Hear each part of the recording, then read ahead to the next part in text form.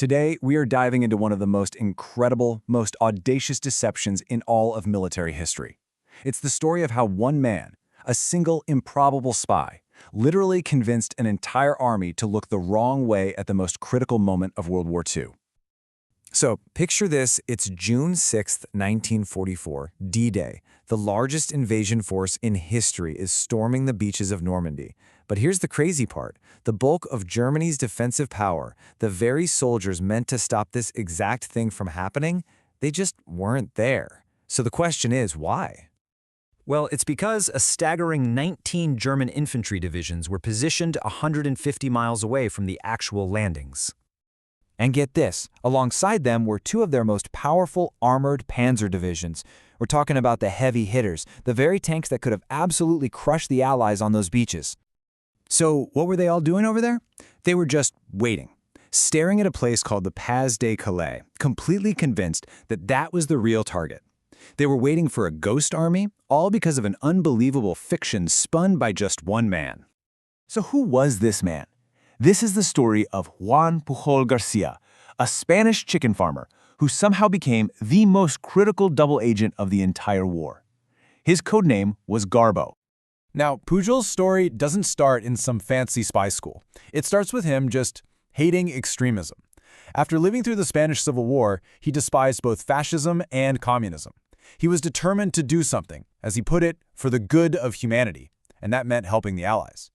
So he walks right into the British embassy in Madrid, ready to go, and they turn him down flat. He tried again, and again. 3 times, they told him, no thanks. So, with the front door slammed in his face, Pujol decided he'd just have to build his own, much more dangerous side entrance.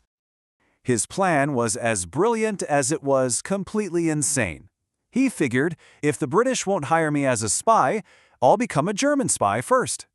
He actually convinced the Abwehr, German intelligence, that he was this fanatical Nazi. So they recruited him, gave him the codename Alaric, and sent him off to Britain to build a spy network. But here's where the story takes a turn into the unbelievable. Pujol never went to Britain, not one step.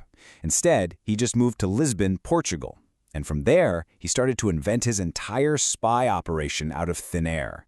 So how on earth do you pull that off? Well, you go to the library. I'm not kidding. He used a tourist map of England, some train timetables, and newsreels to create this whole fantasy world of espionage. He invented a network of fake agents and started sending the stream of totally convincing but completely bogus intelligence back to Germany. And here is the perfect irony. His fake reports were so good that British intelligence started intercepting them. MI5 sees all this amazing German intel supposedly coming from inside Britain, and they launch a massive spy hunt for this master spy who wasn't even in the country. The Germans were totally sold. They thought he was a genius. But the real turning point came when Pujol just made up a story about a convoy of ships leaving Liverpool. And by pure chance, a real convoy was leaving. His details were wrong, but it was close enough to convince MI5 they had to find this agent, and fast.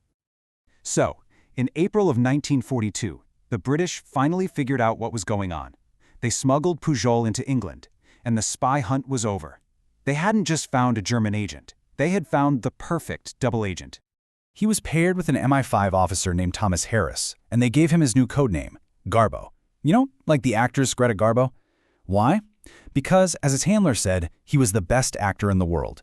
And together, they were about to take his little phantom spy network and turn it into a blockbuster. His network, it grew to an incredible 27 entirely fictitious agents. And each of these 27 agents had their own personalities and backstories. We're talking a Venezuelan student, a Welsh fascist, even an officer inside a British Army division.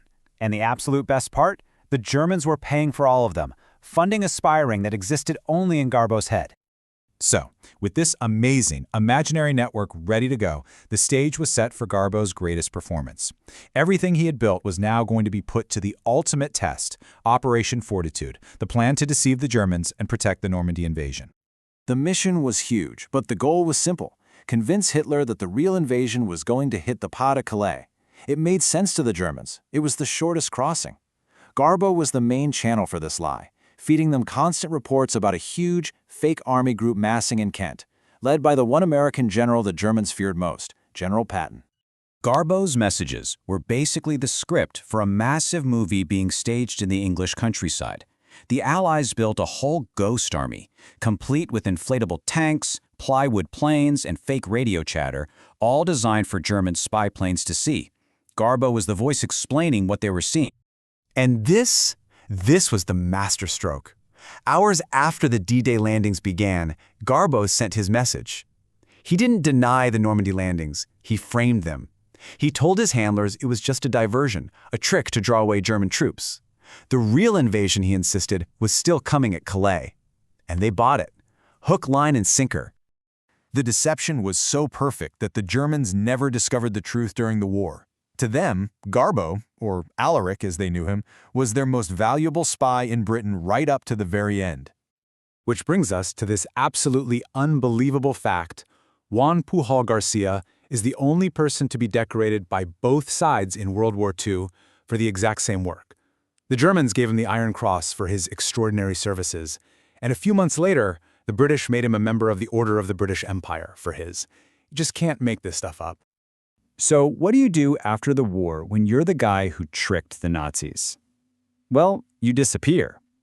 Fearing that surviving Nazis might come looking for him, MI5 helped him fake his own death. He vanished, moving to Venezuela, where he lived in total anonymity for nearly 40 years.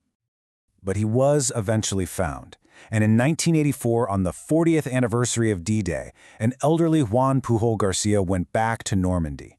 He visited the American cemetery, and as he stood there surrounded by thousands of graves of the very soldiers his deception helped to protect, he just broke down and wept, saying only, "I didn't do enough." A powerful, final thought from the spy who changed the course of the war.